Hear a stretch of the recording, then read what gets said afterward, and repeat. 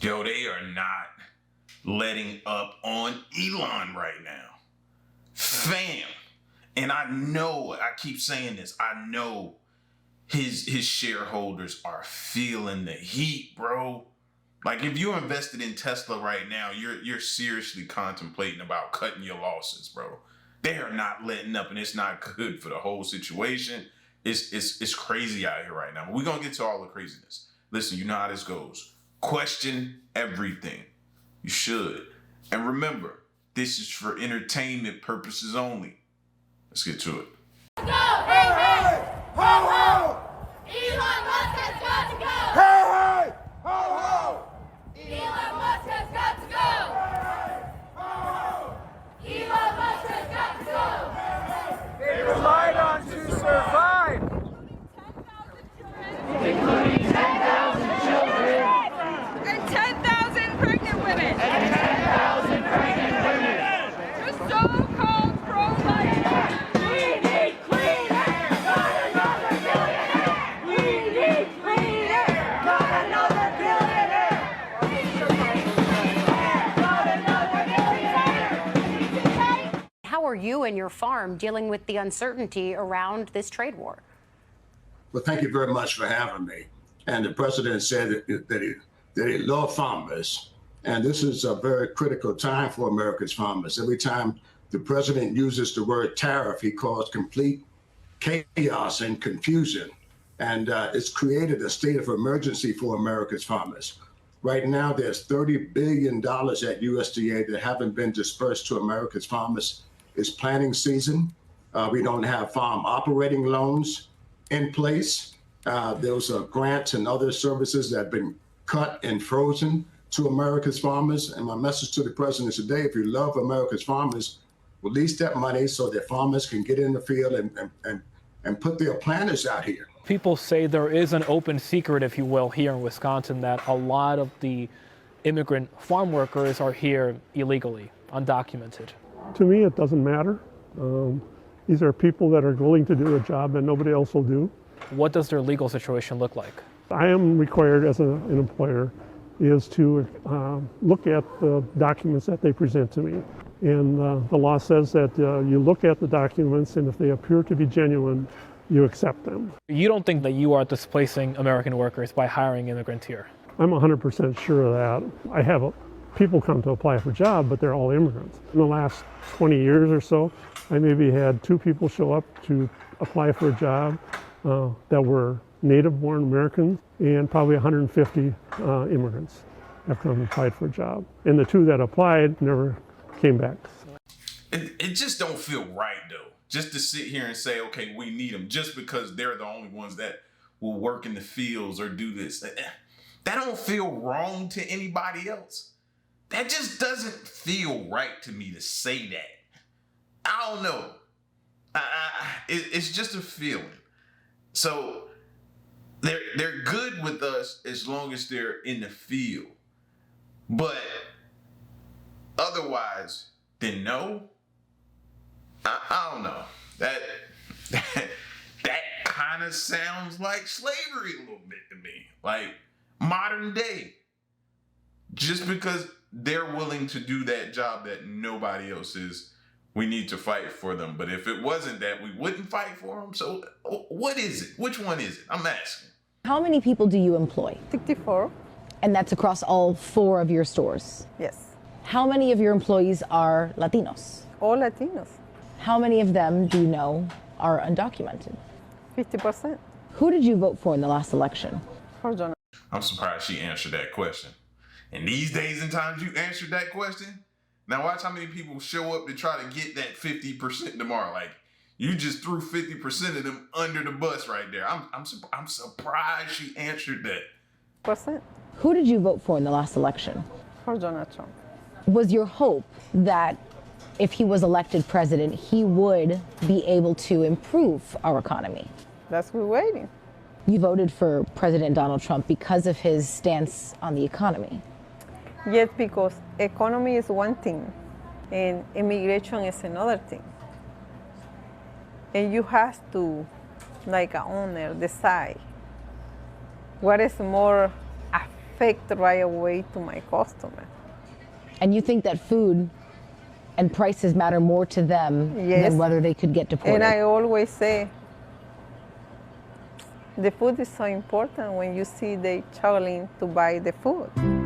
Both of these issues are such a big part of your life. The economy as a business owner, but immigration as an immigrant yourself. How difficult is it for you to balance your feelings on both of these issues? It is hard. You see both sides, no? I always try to be motivate my employee, my customer, when they say right now, what is going to happen so with us? Economy, we are not legal. I try always motivate to them, but if I honest myself, they're right. They have much to worry.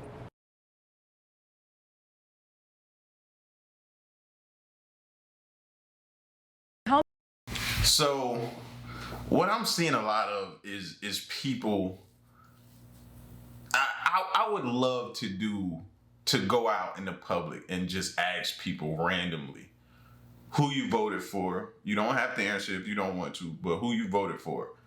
Because I'm starting to believe that people didn't realize that politicians lie. Like, you didn't know you were voting for the best liar when you vote? It's the best, like they all lie. How many politicians have you heard say that? That they all lie. I've heard politicians say that about other politicians and themselves, quite frankly, that they all lie. So the fact that people get surprised, we all still do. We get surprised, but yeah, you voted for the best liar. We are seeing key evidence in the case against Brian Kohberger. He's a man accused of killing 4 University of Idaho students more than 2 years ago now. The evidence is a chilling series of texts sent by 2 other people who were inside the house at the time of the murders. The unsealed texts shared between the 2 surviving roommates reveal 17 frantic messages. According to the text, one of them feared a man with a ski mask was in their home around the time of the killings of Madison Mosion, Kaylee Gonzalez, Zaina Kernodle, and Ethan Chapin took place. Right? You feel people's lives are in danger or a ski mask person's in the house. What's the first thing you doing? The first thing I'm doing is picking up the phone. I'm dialing 911. I'm getting help on the way. Police officers coming, something. Just to, if my suspicions are right, to keep us alive.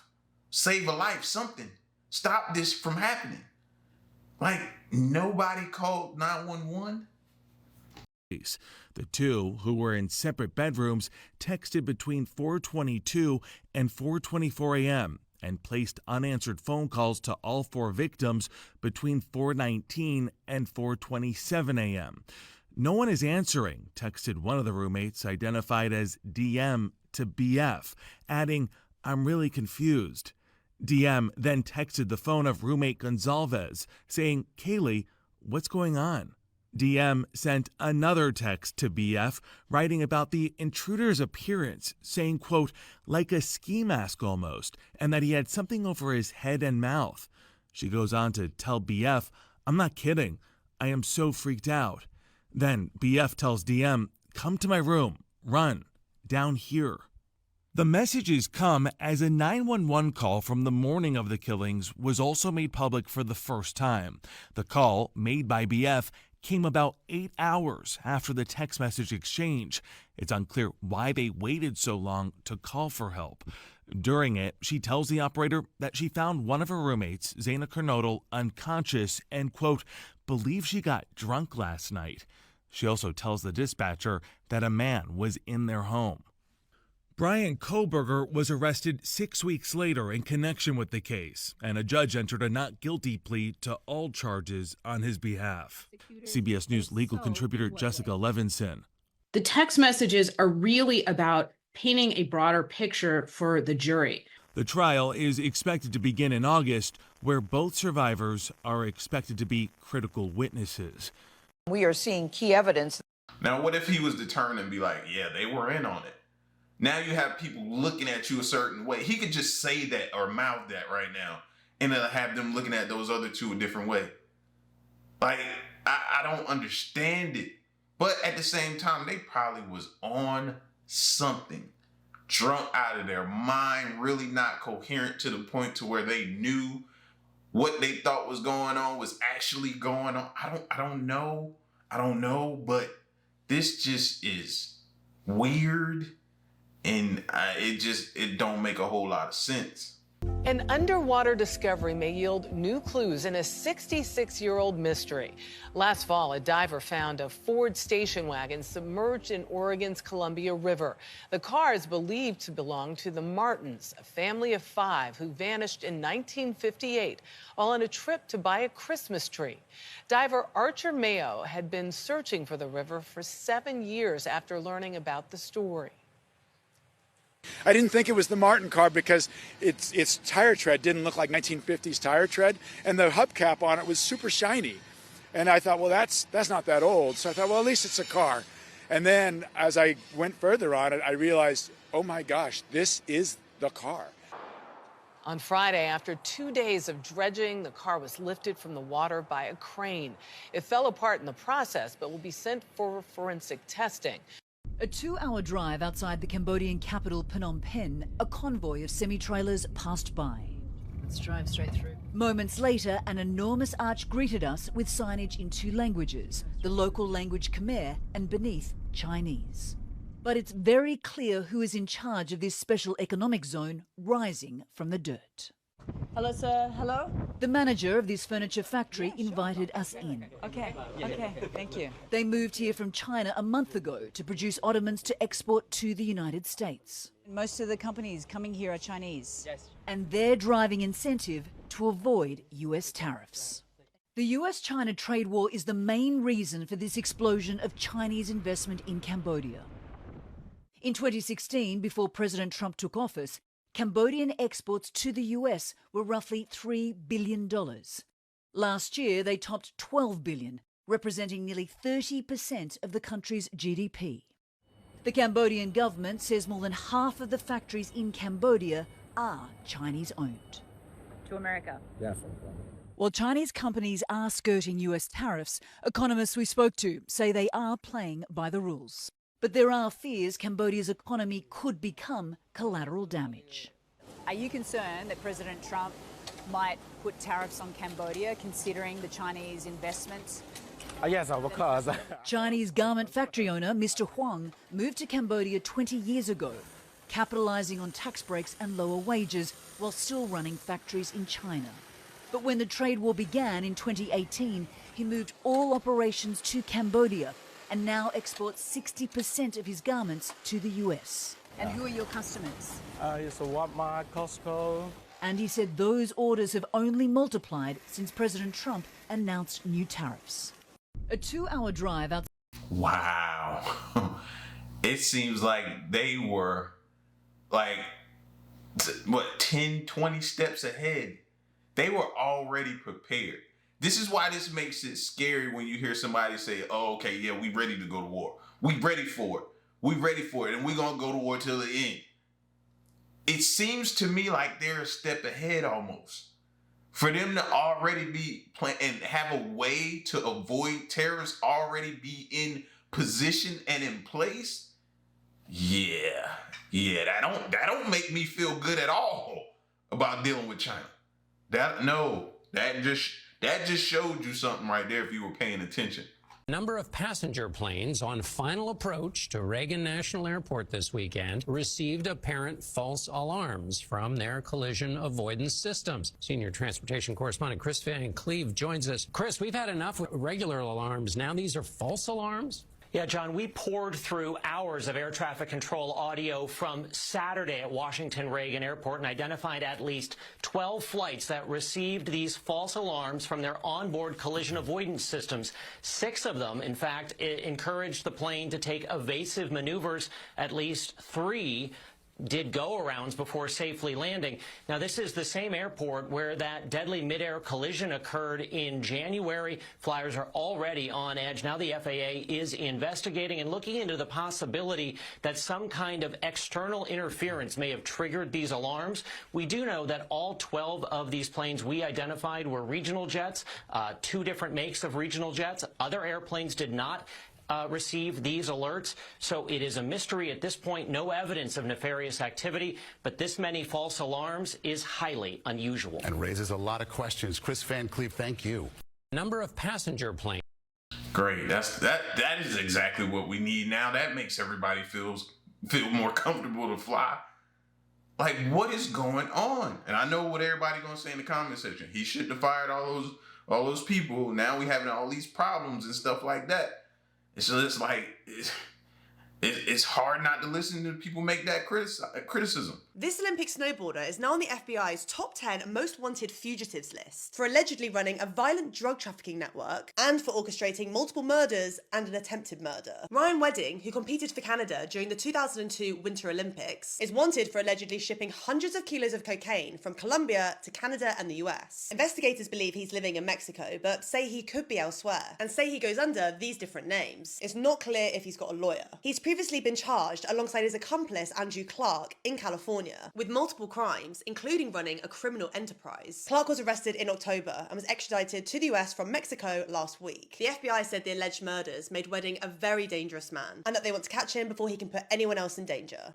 This Olympic snowboarder is now on the Yeah, he was doing a different type of skiing as well. You know what I mean? Watch, bro. You're going to be able to watch. Come on, Netflix.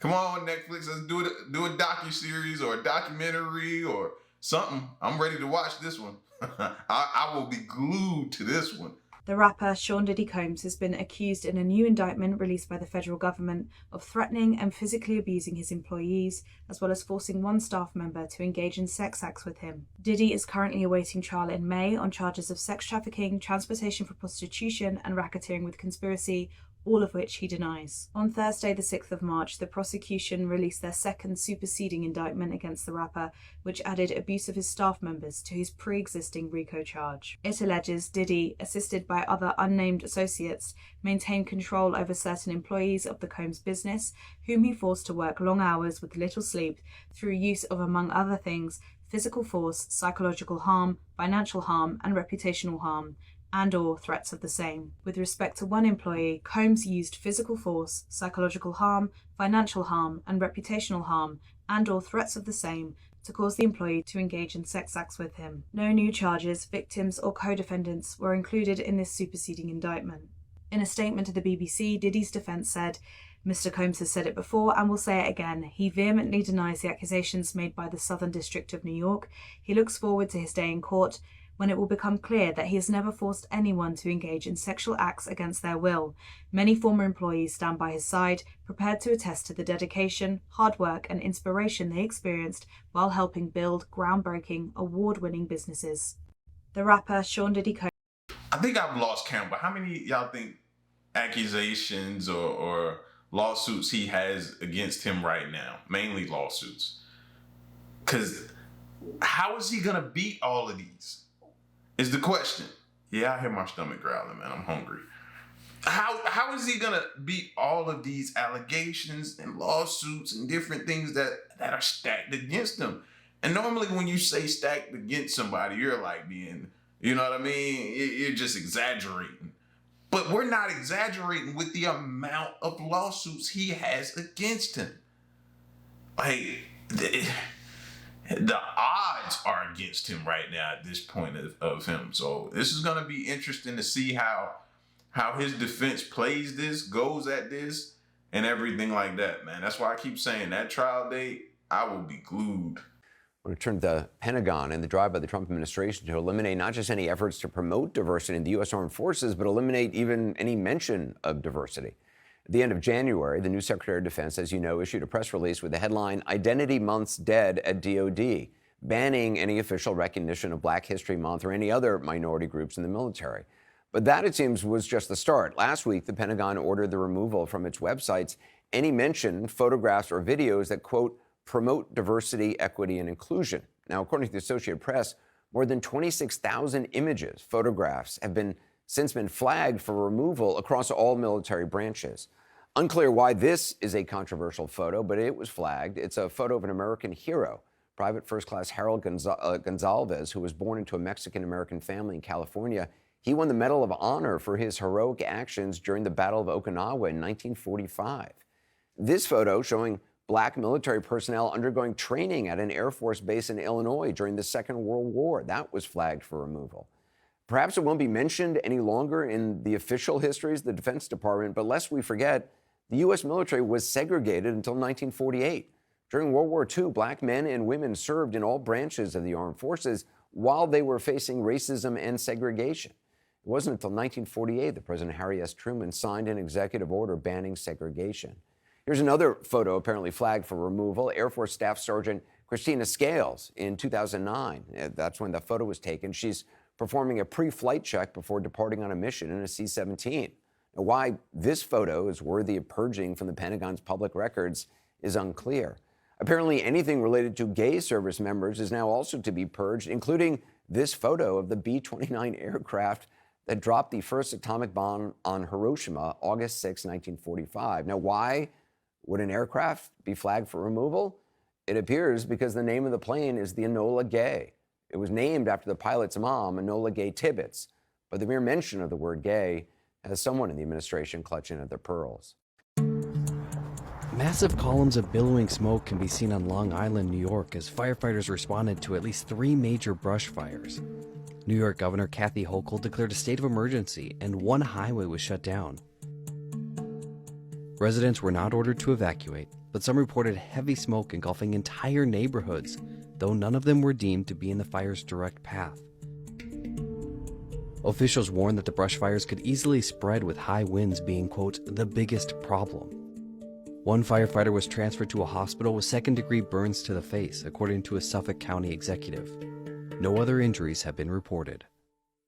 All right, Suffolk County, are y'all on that smart list? Due for a smart city coming soon? Because that's the only thing I think about now when I see a fire. Well, new smart city's coming in this area here. Probably gonna be here. You can't tell me at this point that we're not all thinking that these are deliberately being set. Just saying. Well, this is a song for all of those dreamers. We're looking for answers to come our way. Scientists, doctors, students, all seekers. We share in the hopes for a much brighter day.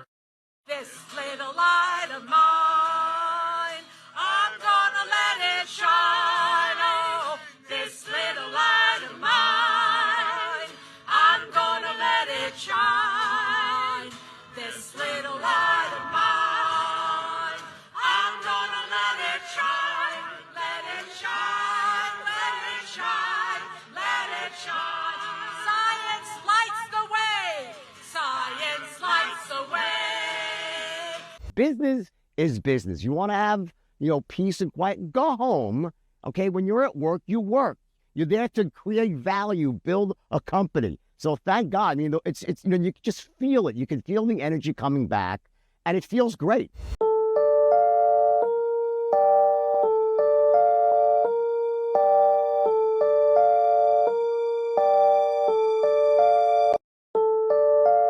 See, that's what we was talking about, that stock going down. That's gotta be what it's from. That stock going down. He gotta do something. He losing tons of money. Time now 8:10 on the East Coast and 5:10 on the West Coast. Do want to head back here to the U.S. as we are following some breaking news coming in out of Washington, D.C. Take a look at your screen right here as this information just coming in from the Secret Service, providing this lengthy statement here after a shooting involving a man near the White House. Obviously, the type kind of small there, but I am going to read the statement for you. On Sunday, March 9th, an adult male was shot by U.S. Secret Service personnel following an armed confrontation with law enforcement in D.C. Earlier Saturday, local police shared information about a individual who may be traveling to Washington, D.C. from Indiana. Around midnight, members of the Secret Service encountered the individual's parked vehicle near 17th and F Streets Northwest. Now, they also saw an individual on foot matching the description nearby. As officers approached, the individual brandished a firearm and an armed confrontation ensued, during which shots were fired by our personnel. The suspect was transported to an area hospital, his condition unknown.